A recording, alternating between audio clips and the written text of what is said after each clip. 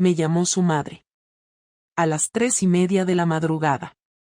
No era la típica llamada que uno espera a esa hora, con voz temblorosa y noticias de hospital. No. Esta fue distinta. Tenía la voz seca, como quien ha llorado hasta quedarse sin lágrimas y ha pasado ya a esa fase donde solo queda rabia contenida. Dijo 3 palabras antes de colgar: lo sé todo. Colgué y me quedé sentada en el borde de la cama, sin saber qué hacer. Carlos dormía a mi lado, de espaldas, como siempre. Respiraba tranquilo. No se había enterado de nada. Ni de la llamada, ni de lo que estaba ocurriendo detrás de sus narices.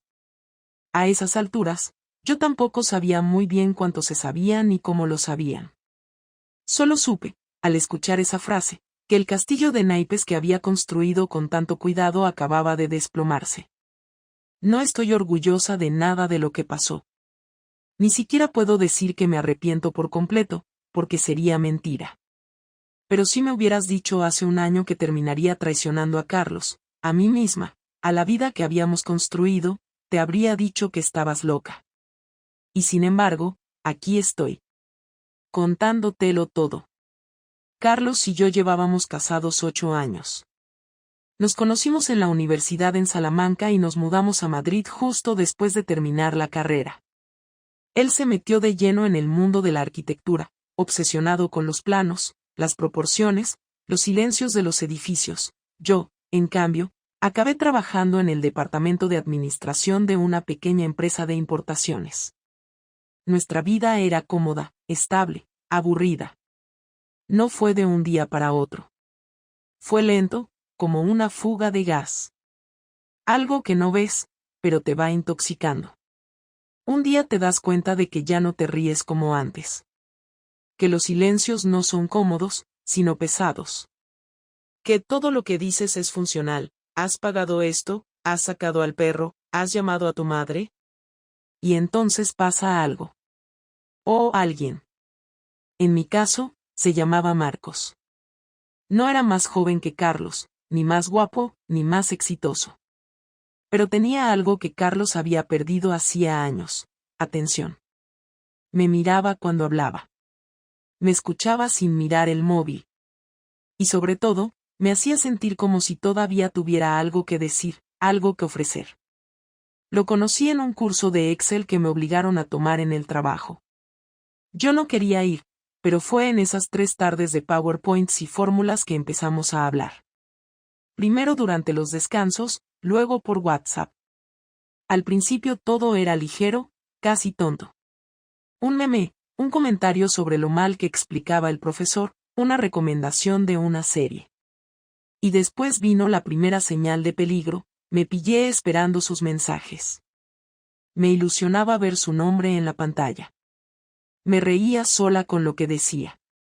Una parte de mí sabía que estaba cruzando una línea, pero otra pensaba que mientras no pasara nada físico, no era realmente una traición. ¡Qué ingenua! La primera vez que nos vimos fuera del curso fue en una terraza en Lavapiés. Quedamos para tomar una cerveza como amigos. Me puse unos vaqueros ajustados y un top negro que hacía siglos no me ponía. Me sentí guapa, deseada. Él me miró como hacía mucho nadie me miraba, ni siquiera Carlos. No hizo falta que me dijera nada. Su mirada ya lo decía todo. No pasó nada esa noche. Nos despedimos con 2 besos y un abrazo un poco más largo de lo necesario. Pero esa noche no dormí. No por culpa ni por dudas, sino por la adrenalina. Y a partir de ahí, empezó el juego. Mensajes a escondidas. Reuniones de trabajo que no eran. Comidas largas sin justificar. Y lo peor, la ilusión. Esa maldita ilusión de volver a sentirme viva. Carlos no lo sospechaba. O no quería sospecharlo. Seguía metido en su mundo, en sus planos, en sus correos eternos. Yo fingía. Hacía la cena. Me reía en la mesa. Le preguntaba por su día. Una actriz profesional. Y mientras tanto, en mi móvil, los mensajes de Marcos iban subiendo de tono. Una tarde, Después del trabajo, me dijo, ven a mi casa. Solo quiero abrazarte. Lo peor es que fui. No voy a describirte lo que pasó. No porque me avergüence, sino porque no quiero disfrazarlo de romanticismo barato. Fue sexo. Crudo, torpe al principio, intenso después. Con ganas acumuladas, con rabia. No hubo velas ni música. Solo dos personas buscando en el cuerpo del otro algo que les faltaba en su vida diaria. Cuando volví a casa esa noche, Carlos estaba dormido en el sofá. Tenía una serie puesta, el volumen bajo, y una cerveza a medio acabar en la mesa. Me miró con los ojos entrecerrados y dijo, ¿has trabajado hasta tan tarde? Asentí. Me metí en la ducha. Me froté la piel como si pudiera borrar lo que había hecho. Pero no se borra. Pensé que sería una vez. Solo una. Pero ya sabes cómo funciona esto. Lo prohibido tiene ese sabor que engancha. Volví a verlo. Varias veces. No era amor, ni siquiera diría que era una aventura en el sentido clásico. Era más bien una válvula de escape. Algo mío. Algo que me hacía sentir que todavía tenía el control de algo. Hasta la llamada. Esa llamada a deshoras lo cambió todo. Lo siguiente fue un mensaje de Carlos, al día siguiente por la mañana. Solo decía, cuando salgas del trabajo, pasa por casa. Tenemos que hablar. No preguntó. No gritó. No me acusó. Solo ese mensaje. Frío. Preciso. Como un cuchillo. Y ahí supe que mi vida, tal como la conocía, había terminado. Cuando abrí la puerta del piso, lo primero que noté fue el silencio. No era el silencio de siempre, el de las 7 de la tarde con Carlos todavía trabajando en su estudio o escuchando música mientras cocinaba. Era un silencio denso, áspero, como si el aire se hubiera vuelto más pesado. Cerré la puerta con cuidado, como si eso fuera a cambiar lo inevitable, y avancé despacio por el pasillo. Carlos estaba sentado en el sofá del salón, sin el portátil, sin el móvil, sin la tele puesta. Solo él, con los codos apoyados en las rodillas y la mirada fija en el suelo. Se giró al oír mis pasos, y lo que vi en su cara no fue furia, ni tristeza, ni decepción. Era otra cosa. Una mezcla rara entre incredulidad y contención, como si estuviera usando todas sus fuerzas para no romper algo. Tal vez a sí mismo. No dijo nada al principio, y yo tampoco. Me quedé de pie frente a él, con el bolso todavía colgado del hombro, las llaves en la mano. Pensé en decir algo, en preguntarle cómo estaba, en fingir que no sabía nada, pero la cara de Carlos me lo impidió. Entonces él habló, y su voz era firme, sin temblores ni grietas, como si ya lo hubiera ensayado muchas veces en su cabeza. Me preguntó si tenía algo que contarle. Solo eso. Como si estuviéramos en una reunión de trabajo, no en el epicentro de nuestra vida rota. Le pregunté qué quería saber exactamente, y ahí noté que le dolió. No fue el contenido de la respuesta, sino la frialdad con la que intenté ganar tiempo. Me miró con una mezcla de asco y pena, y dijo que no esperaba que le explicara nada, pero que al menos tuviera la decencia de no tratarlo como a un idiota. Entonces lo soltó todo. No fue su madre. No fueron llamadas, ni mensajes, ni una amiga chismosa. Fue nuestro perro. Bueno, no el perro en sí, sino la aplicación de seguridad que habíamos instalado para vigilarlo cuando no estábamos. Una cámara barata conectada al móvil que apuntaba al salón, donde solía dormir. Un día, según me contó, revisando los vídeos porque el perro había destrozado un cojín, encontró una grabación en la que yo entraba al piso con Marcos. No había besos, ni caricias, pero nuestras miradas, nuestras formas, nuestras sonrisas, no hacían falta más pruebas. Carlos lo vio todo desde el sofá donde ahora me hablaba. Me lo dijo sin levantar la voz, sin dramatismos, sin pausas para llorar. Me lo explicó como quien expone los resultados de un experimento, con la lógica de alguien que ya ha asumido lo peor. Yo me senté frente a él, con las piernas cruzadas y las manos entrelazadas como si estuviera en un confesionario. Le dije que no era lo que parecía. Que sí, que Marcos había venido un par de veces, pero que no había pasado nada, que solo necesitaba hablar con alguien, que me sentía sola, que me faltaba algo y no sabía cómo decírselo. Todo mentira. Todo intento barato de salvar una imagen que ya estaba hecha pedazos. Carlos me interrumpió con un gesto de la mano, seco, firme, y me dijo que no hacía falta que le mintiera en su cara. Que ya no. Que él no era estúpido, aunque durante meses se hubiera comportado como tal. Me preguntó desde cuándo, cuántas veces, si había sido aquí, en nuestra casa. Le dije que no recordaba, que no quería hablar de eso. Él insistió, y yo terminé confesando más de lo que planeaba, pero menos de lo que debía. Hubo un momento tenso en el que pensé que se levantaría y me gritaría, o que me echaría, o que haría alguna locura. Pero no lo hizo. Se quedó ahí, inmóvil, como si no tuviera energía ni para odiarme. Me dijo que lo peor no era que lo hubiera engañado, sino que había tenido el valor de seguir durmiendo con él, comiendo con él, mirándolo a los ojos cada día sin que se me moviera una pestaña. Que si en algún momento de estos meses yo había sentido al menos algo de culpa, o si simplemente me había acostumbrado a mentir con la misma naturalidad con la que respiraba. Yo no supe qué contestar. Porque sí, había sentido culpa, muchas veces, pero también la había enterrado cada vez que recibía un mensaje de Marcos. La culpa era real, pero más real era la sensación de escapatoria que me daba esa doble vida. Carlos siguió hablando, esta vez con más dureza. Me dijo que había perdido todo el respeto por mí, que ya no podía verme como antes, que ya no sabía quién era la persona con la que había compartido media vida. Me dijo que lo más doloroso no era el sexo, sino la traición emocional. El saber que había compartido mis miedos, mis pensamientos, mis frustraciones con otro hombre, y que lo había hecho mientras él seguía creyendo que éramos un equipo. Cuando terminó, se hizo un silencio largo. Yo tenía los ojos llenos de lágrimas, pero no lloré. No por falta de ganas, sino porque sabía que no merecía consuelo. Le pedí que me perdonara, sabiendo que no lo haría. Le dije que no quería perderlo, que estaba dispuesta a hacer terapia, a hablar, a arreglarlo todo. Él se rió, una risa seca, sin humor, y me dijo que no era una avería del coche. Que esto no se arreglaba. Que esto no tenía vuelta. Me preguntó si seguía viendo a Marcos. Le dije que no. Mintiendo otra vez. Me preguntó si lo quería. Le dije que no lo sabía.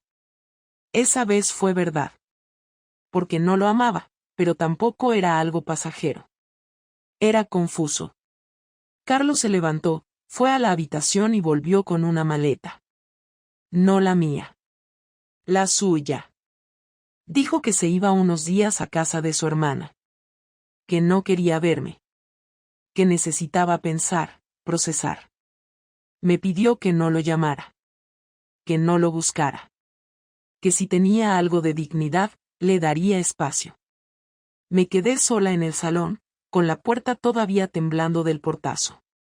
Me senté en el suelo, abracé las rodillas y ahí sí, lloré. No por Marcos. No por la pérdida de la estabilidad. Lloré por lo que había roto. Por lo que no tendría vuelta. Por haber destruido, con mis decisiones, todo lo que en algún momento fue limpio y verdadero. No sabía qué haría Carlos después, pero lo que hiciera, me lo habría ganado. Y eso era lo peor.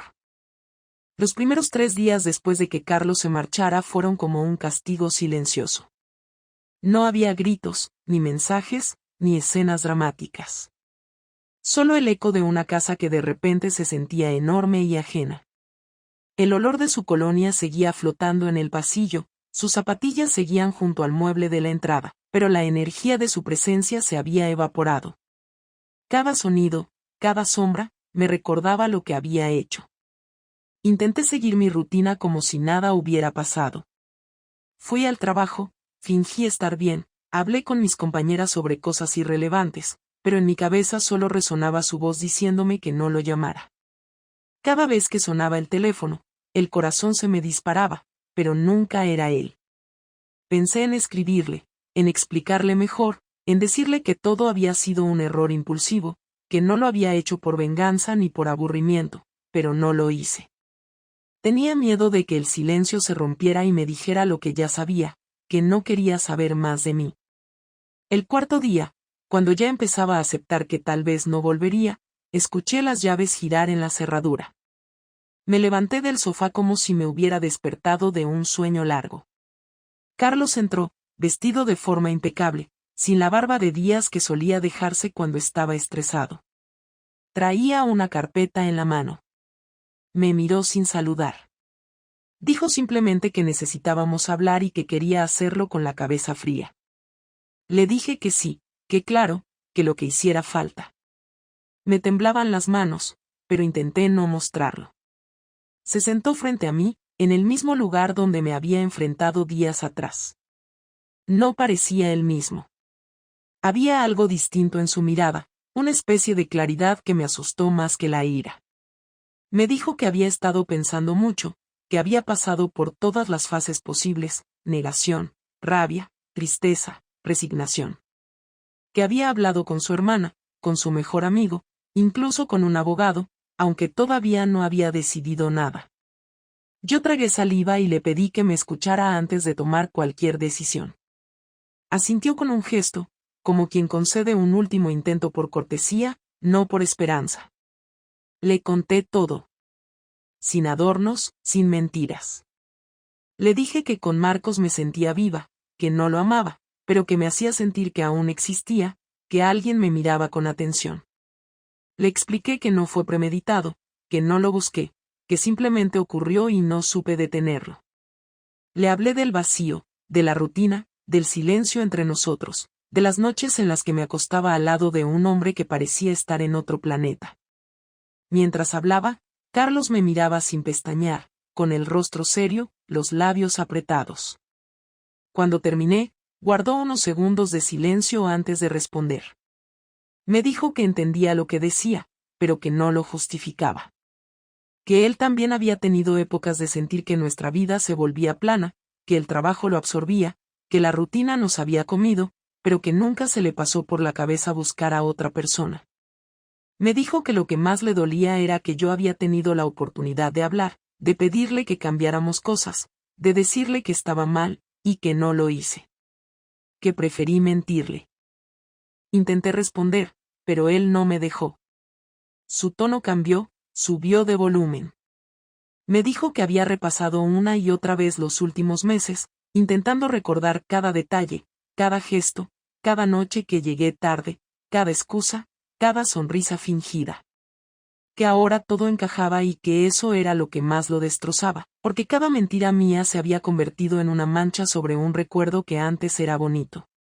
Me dijo que no sabía cómo había sido capaz de mirarlo a los ojos después de haber estado con otro. Que esa idea lo perseguía cada vez que se miraba al espejo. Yo empecé a llorar. No podía contenerlo. Le pedí que no me hablara así, que entendía su dolor, pero que seguir humillándome no lo haría sentir mejor. Él me respondió que no estaba intentando humillarme, que simplemente necesitaba sacar todo lo que llevaba dentro porque había pasado días enteros sin poder dormir, imaginando cosas que no quería imaginar, repasando escenas que tal vez ni siquiera ocurrieron así, pero que ahora ya no podía borrar de su cabeza. La conversación se volvió un torrente de reproches, confesiones y verdades incómodas. Le dije que yo también me había sentido sola, que él se había distanciado, que siempre estaba agotado, que nunca tenía tiempo para mí. Me contestó que sí lo sabía, que el trabajo lo tenía absorbido, pero que lo hacía por nosotros, para tener un futuro, no para alejarse. Me preguntó si Marcos sabía que seguía casada, si había venido a nuestra cama, si había tocado algo de nuestra casa. Le aseguré que no, que jamás habría permitido eso, y aunque era verdad, vi en sus ojos que no me creía. Me dijo que ya no podía confiar en una sola palabra que saliera de mi boca. Que todo lo que dijera, incluso si era verdad, llegaba contaminado por las mentiras anteriores. Fue la primera vez que me gritó. No con violencia, sino con un grito de rabia contenida. Me dijo que lo había destruido. Que había convertido su casa, su vida, en un teatro donde él era el único que no conocía el guión. Que me odiaba por eso. Yo le supliqué que me diera otra oportunidad, que no todo estaba perdido, que podíamos intentar reconstruir algo si ambos queríamos. Me dijo que no se reconstruye lo que se ha podrido por dentro. Que no quería un matrimonio basado en vigilancia o desconfianza. Que no pensaba revisar mis mensajes ni espiarme para sentirse seguro. Que no quería convertirse en eso. Me preguntó si aún veía a Marcos, y esta vez le dije la verdad. Le dije que no, que después de la llamada, había terminado todo. Que me di cuenta de que no era amor, que solo era un escape. No respondió.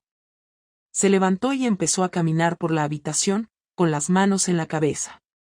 Me dijo que no sabía qué hacer conmigo, que no podía mirarme sin pensar en él, que todo le resultaba falso. Luego se detuvo, se acercó y me preguntó si al menos había pensado en él mientras estaba con Marcos.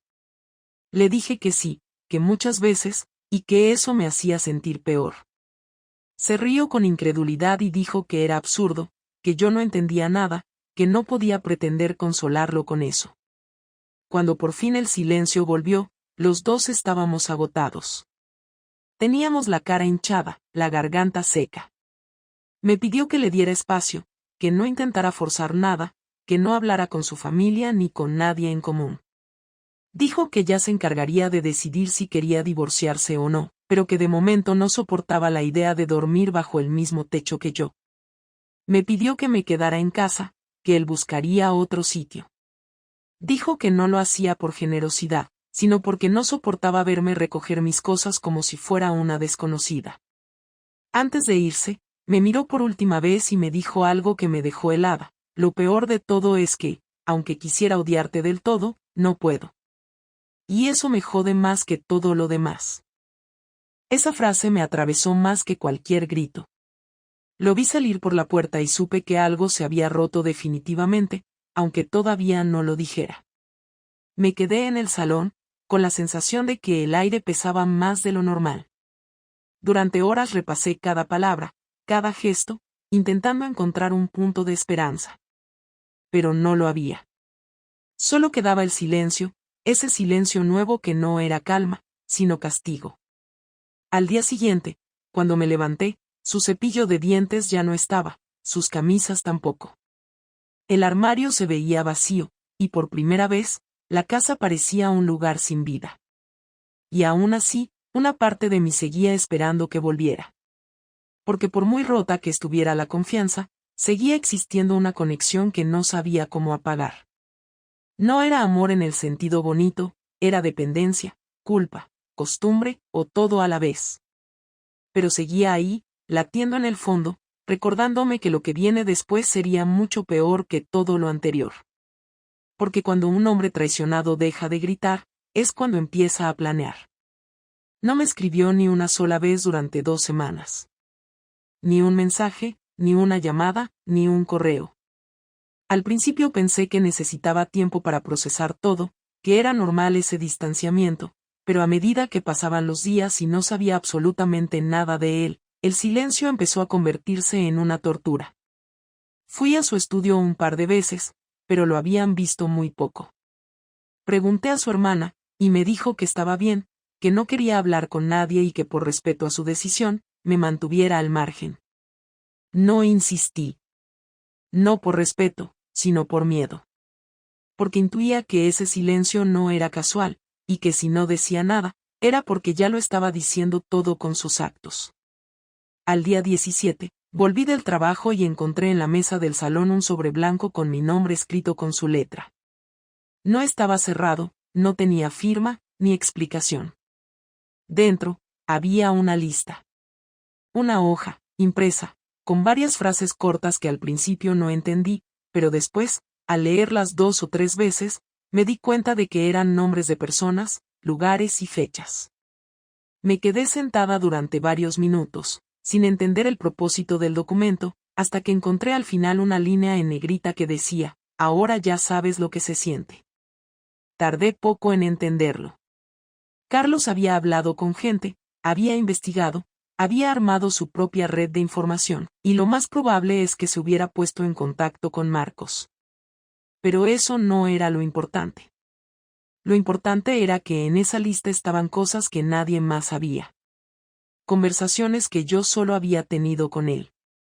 Lugares donde me había reunido con Marcos que nunca mencioné. Frases que había dicho y que él recordaba con una precisión casi enferma. Y luego, junto a esos recuerdos, había otras frases nuevas, citas de restaurantes, nombres de mujeres, y un par de iniciales que no reconocía al principio. Pensé que era una recopilación para confrontarme de nuevo, pero al revisar todo, entendí que no. Era algo más frío. Más calculado. Carlos se estaba vengando. No me lo dijo directamente, pero lo entendí en cuanto encontré una reserva de hotel en su correo que se había olvidado cerrar en su portátil. A nombre de una mujer que yo conocía. Clara. La amiga que nos presentó, la que estuvo en nuestra boda, la que llevaba años sin venir a casa porque vivía muy ocupada en Barcelona. Resultó que Clara estaba más cerca de lo que yo pensaba, y mucho más involucrada en nuestra vida. Cuando vi su nombre en la reserva, algo dentro de mí se partió. No por celos, no por amor. Por la humillación. Porque de alguna forma, Carlos había decidido devolverme el golpe de la forma más sucia que podía imaginarse. Me acosté con alguien a escondidas, y él decidió hacerlo delante de mis ojos. Pasaron 3 días más. Lo vi en redes, en una foto de un evento. Estaba con Clara.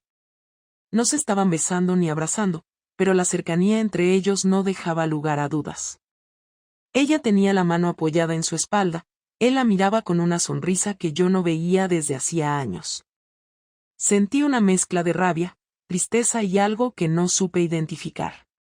No podía reclamarle nada. Era yo la que había roto todo. Pero aún así, dolía. Una tarde, mientras estaba en casa organizando papeles, recibí una notificación de transferencia bancaria. Carlos había vaciado nuestra cuenta compartida. No toda, pero sí una parte significativa, con una nota que decía, me corresponde, lo usé para recuperar la dignidad que me quitaste. Lo peor es que tenía razón. No discutí, no pregunté, no intenté revertir la operación. Me limité a cerrar el ordenador y quedarme mirando al vacío durante un rato. No era el dinero lo que me dolía. Era el simbolismo. Carlos estaba cerrando puertas una por una. Repartía castigos silenciosos, secos, eficaces. El golpe más fuerte no fue ni Clara, ni el dinero, ni la indiferencia. Fue otra cosa.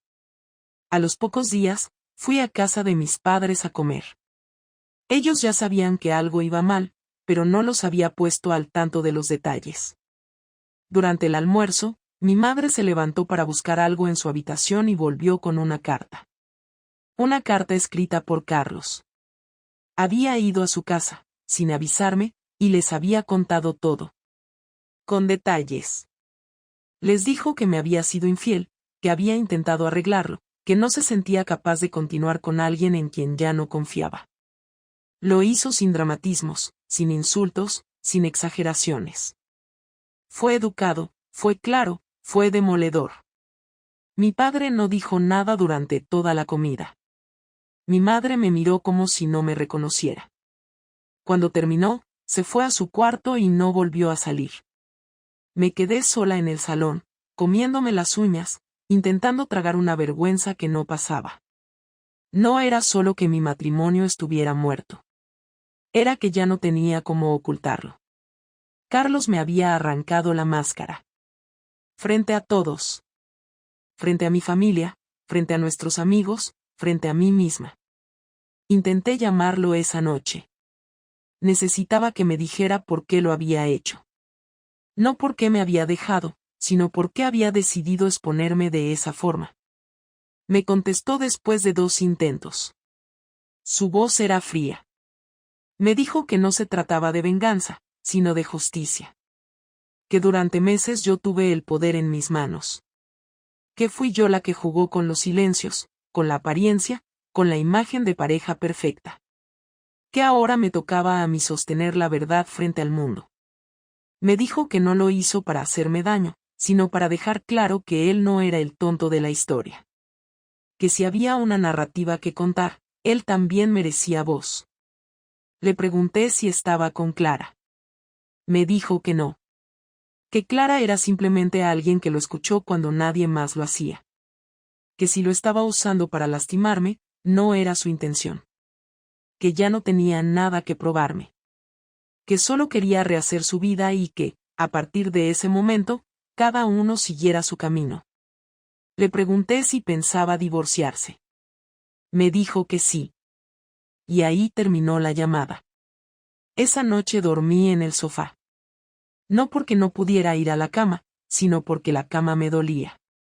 Las paredes me dolían. El aire me dolía. Todo el entorno había sido diseñado para ser un hogar, y ahora era una escena del crimen. Me sentía completamente sola, pero no era la soledad de antes. Era una soledad consciente. Elegida por las consecuencias.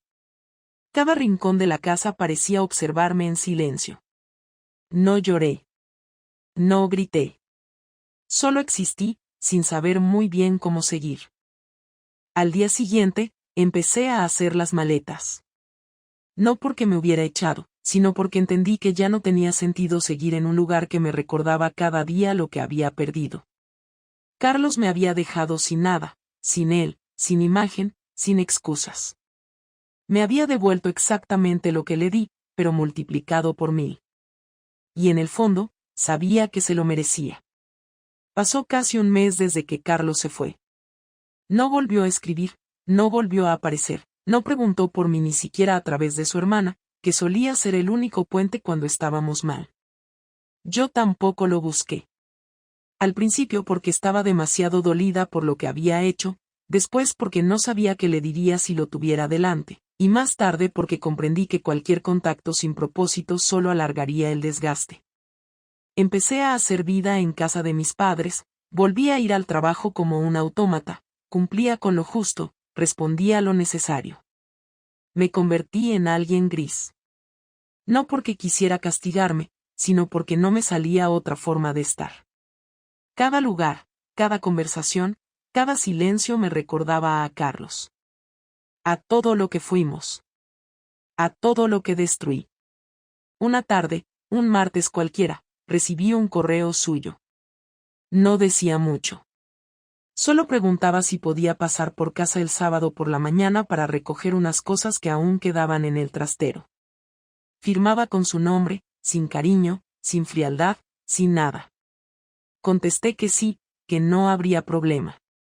No dije que yo estaría, no le pregunté si quería hablar, no ofrecí un café. Me limité a decir que podía venir. Supuse que vendría solo, que iría directo a lo que necesitaba y se marcharía sin decir más, pero el sábado por la mañana, mientras yo recogía la cocina, escuché que llamaban al timbre y al abrirme lo encontré con el mismo aspecto que recordaba de antes de todo, su mochila negra, una camiseta lisa, vaqueros oscuros y esa expresión neutral que tanto odiaba porque no decía nada, pero escondía demasiado. Entró sin decir más que un hola. Fui detrás de él en silencio. Lo acompañé hasta el trastero del fondo del pasillo. Se agachó, revisó un par de cajas y sacó una con cosas suyas de la universidad, otra con libros técnicos, carpetas, y un par de objetos personales. Mientras acomodaba todo en una bolsa, me preguntó cómo estaba. No me miró cuando lo dijo, solo lo soltó como si fuera una obligación moral, pero aún así, algo en su tono me pareció genuino. Le dije que bien, que trabajando, que en casa de mis padres. Él asintió, cerró la bolsa, y me preguntó si podía sentarse un momento en el salón antes de marcharse. Le dije que sí, aunque dentro de mí no estaba segura de querer tener esa conversación que se avecinaba. Nos sentamos en los extremos del sofá, como si el espacio entre nosotros pudiera amortiguar el peso de lo que aún quedaba por decir. No hablaba nadie. Me dio la sensación de que los dos estábamos esperando que el otro empezara. Él fue el primero. Me dijo que no había querido hablar antes porque necesitaba poner orden en la cabeza, en las emociones, en todo lo que se había derrumbado.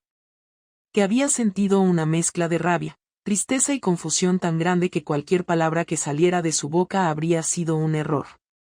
Yo le dije que lo entendía, que había sido justo. Que no merecía ninguna explicación más de la que ya me había dado, y que entendía si no quería volver a verme más. Él negó con la cabeza, muy despacio, como si lo hubiera estado pensando desde hacía días. Me dijo que no era tan simple. Que no era cuestión de querer o no verme. Que una parte de él me seguía queriendo, aunque no lo aceptara del todo, y que esa era la parte que más le dolía. Le pregunté por Clara. Me dijo que no estaban juntos, que fue una forma de sacarse el dolor de encima, que necesitaba demostrar, aunque fuera solo para él, que todavía tenía valor, que podía seguir adelante, que no estaba derrotado. Me dijo que lo lamentaba si me había hecho daño con eso, aunque en el fondo sabía que yo no tenía derecho a sentirme herida. Le respondí que sí me dolió, pero que no lo juzgaba, que si yo hubiera estado en su lugar, probablemente habría hecho algo peor. Carlos me miró como si no esperara una respuesta tan sincera. Me preguntó si seguía en contacto con Marcos. Le dije que no, que desde la noche en que todo estalló, no volví a escribirle ni a responder sus mensajes, que no tenía sentido, que no lo amaba, que nunca lo amé, que solo fue una vía de escape para todo lo que no estaba diciendo. Me observó durante unos segundos y me dijo que eso era lo más jodido. Que nunca sabría si lo que teníamos era real o si solo me había convencido de que lo era porque no sabía cómo pedir ayuda. Le pregunté si quería divorciarse. Me dijo que no lo había decidido aún, que había días en los que quería borrarlo todo y empezar de nuevo, y otros en los que pensaba que jamás podría confiar otra vez en nadie, y mucho menos en mí. Le pedí que fuera honesto. Que si en el fondo ya sabía que esto no tenía arreglo, que no me diera falsas esperanzas. Que si pensaba irse definitivamente, prefería saberlo ya. Carlos se levantó del sofá, caminó por el salón, se detuvo frente a la estantería donde estaban nuestras fotos. Tomó una y la miró durante un rato. Me dijo que cada vez que pensaba en esos momentos, no sabía si sentir nostalgia o rabia. Que no podía separar el pasado de la traición, que todo se había mezclado de una forma irreversible. Que me había roto algo adentro que no sabía si se podía reparar. Me acerqué a él, sin tocarlo, solo para hablar más cerca. Le dije que no quería convencerlo de nada, que no iba a mendigar amor, que lo que sentía era sincero y que aunque no pudiera cambiar lo que hice, sí podía asegurarle que lo entendí tarde, pero lo entendí. Le dije que no quería reemplazar lo que teníamos, ni disfrazarlo de otra cosa, solo quería cerrar el capítulo con dignidad, fuera cual fuera su decisión. Carlos me miró, y en sus ojos ya no vi rabia, solo agotamiento. Me dijo que no tenía respuestas aún, que iba a tomarse más tiempo, que había empezado terapia por su cuenta, y que necesitaba entender quién era él sin mí antes de decidir si quería volver a ser alguien conmigo. Le dije que lo respetaba, que no iba a interferir, y que si alguna vez decidía hablar otra vez, yo estaría dispuesta a escucharlo, no a discutir. Me dijo que eso era lo que más lamentaba. Que ahora que por fin hablábamos como debimos hacerlo desde hace años, ya era demasiado tarde. Recogió sus cosas, cruzó la puerta, y no supe si lo vería de nuevo. Pero por primera vez en semanas, sentí que el dolor no era un castigo, sino una consecuencia. Y que a veces, lo único que queda es aceptar. Pasaron casi 3 meses desde aquella última conversación en el salón. Carlos no volvió a escribirme ni yo a él. No hubo mensajes inesperados ni encuentros casuales. La distancia se volvió rutina. Al principio me costaba aceptar que ya no formaba parte de su vida, no porque tuviera la esperanza de recuperarlo, sino porque durante tantos años él había sido una constante, una figura que estaba ahí aunque no se hiciera notar. Me despertaba por las mañanas con la costumbre de mirar su lado de la cama, como si aún quedara alguna huella de su cuerpo. Me encontraba preparando 2 cafés y solo al ver la taza extra me daba cuenta de que no tenía sentido. Incluso en el trabajo, donde antes me distraía con facilidad, ahora me aferraba a la rutina para evitar pensar. Las tardes las pasaba leyendo sin atención, paseando sin rumbo o sentada en la cocina mirando la ventana sin entender muy bien qué hacía con mi tiempo. Un día recibí un sobre en casa, esta vez no con amenazas veladas ni indirectas. Era el documento del divorcio. Carlos lo había tramitado todo. Había contratado un abogado, había preparado los papeles, había firmado ya. Solo faltaba mi firma. Todo estaba claro, sin cláusulas raras, sin disputas.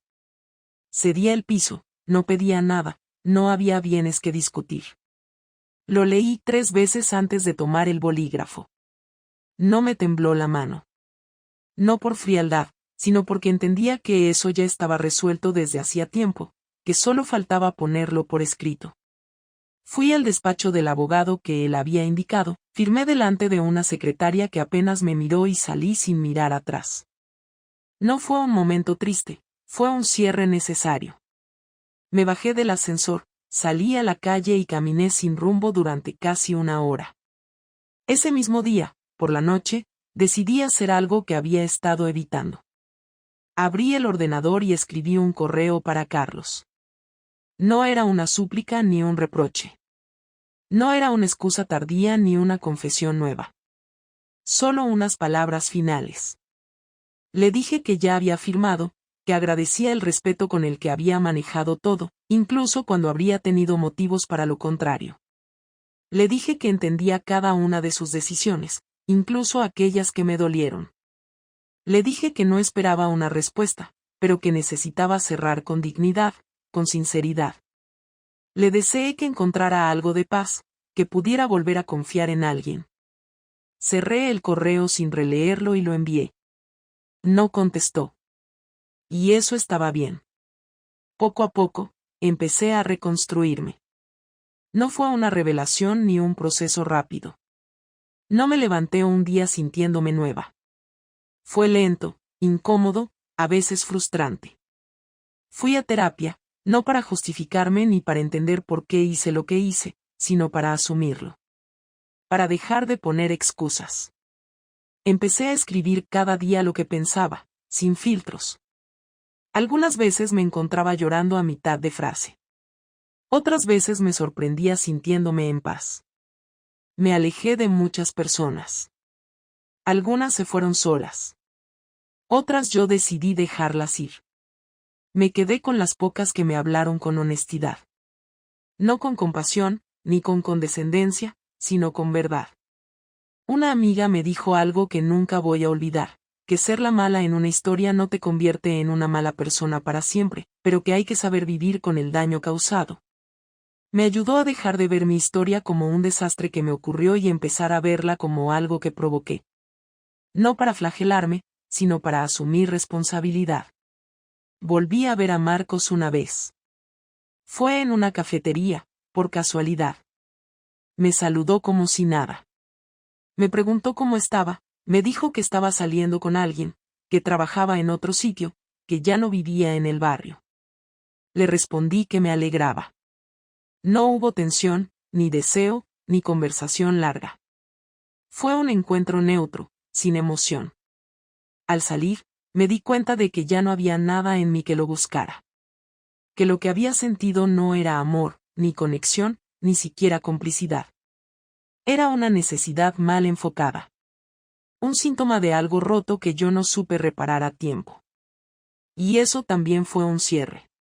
Volví al piso solo una vez después del divorcio. Fui a recoger las últimas cosas que había dejado por error. El portero me dejó pasar con una llave que Carlos había dejado. Estaba todo diferente. Había pintado las paredes, cambiado los muebles, quitado todas las fotos. Era otra casa. No la nuestra. Me llevé una caja pequeña, un par de libros, una bufanda vieja.